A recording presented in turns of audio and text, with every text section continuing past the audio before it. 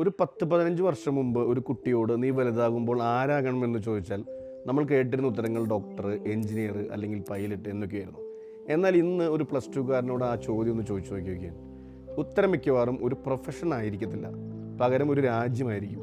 എനിക്ക് കാനഡയിൽ പോകണം, ഓസ്ട്രേലിയയിൽ പോകണം, UK സെറ്റിൽ ആവണം, ഇതൊക്കെയാണ് ഇന്നത്തെ ട്രെൻഡ്. പക്ഷെ അതൊരു താൽക്കാലിക യാത്രയായിരുന്നു. അവിടെ പോയി പണം ഉണ്ടാക്കി നാട്ടിൽ വീട് വെച്ച് അവസാനം പ്രായമാകുമ്പോൾ സ്വന്തം മണ്ണിലേക്ക് തന്നെ അവർ മടങ്ങി വരുമായിരുന്നു.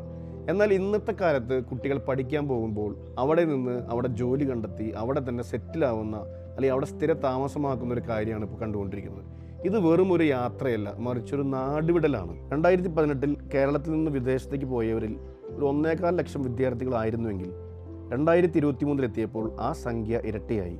അതായത് ഏകദേശം 2.5 ലക്ഷമായി ഉയർന്നു. കേരളത്തിൽ നിന്ന് കുടിയേറുന്ന മൊത്തം ആളുകളിൽ 11% ഇപ്പോൾ വിദ്യാർത്ഥികളാണ്. കേരളത്തിലെ ഒരു യൂണിവേഴ്സിറ്റിയിൽ 1-ാം വർഷ ഡിഗ്രിക്ക് 5700-ലധികം സീറ്റുകൾ ഒഴിഞ്ഞു കിടന്ന വാർത്ത നിങ്ങൾ കേട്ടിരുന്നു. നമ്മുടെ കുട്ടികൾ ഇവിടുത്തെ അവസരങ്ങൾ വേണ്ടെന്ന് വെച്ച് ലക്ഷങ്ങൾ മുടക്കി പുറത്തേക്ക് പോകുമ്പോൾ നമ്മുടെ നാട്ടിലെ വിദ്യാഭ്യാസ സ്ഥാപനങ്ങൾ കാലിയായിക്കൊണ്ടിരിക്കുകയാണ്. ഈ പോക്ക് പോയാൽ പ്രായമായവരെ മാത്രം ആശ്രയിച്ച് കഴിയുന്ന ഒരു നാടായി കേരളം മാറും.